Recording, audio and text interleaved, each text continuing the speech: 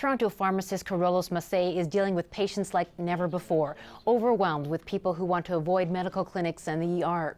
So the workload has changed quite a great deal since COVID has started. We are having to do a lot of things that we typically didn't have to do. Me personally having to do everything from bandaging up a patient that opened up his head and started bleeding and didn't want to go to emerge, or all the way to talking down someone from committing suicide. He says he'd normally refer those cases to emergency rooms since pharmacists aren't typically trained to do those things, but he felt he had no choice and used the extra training he has to help.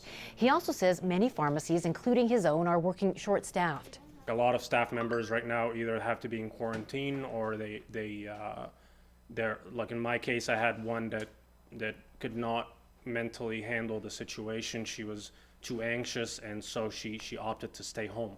And it's not just in big cities. Pharmacist Tamara Awada is from Constance Bay, Ontario, just outside of Ottawa. She's dealing with extra work and extra costs, like having to buy safety equipment. But this is the reality, and we can get through this together. Some provinces, like Alberta and New Brunswick, have now ordered personal protective equipment, or PPEs, for pharmacists and plan to distribute them in the coming days. That's what's needed across the country, says this academic. The key seems to be remembering that pharmacists are a frontline healthcare worker. So when it comes to planning for PPE or childcare services or COVID testing, in many cases, pharmacists are actually not included or eligible for those services. Still, many pharmacists say they're willing to take more on, and it looks like they'll need to. Some provinces are now loosening regulations around renewing and transferring prescriptions to help ease the stress on the healthcare system.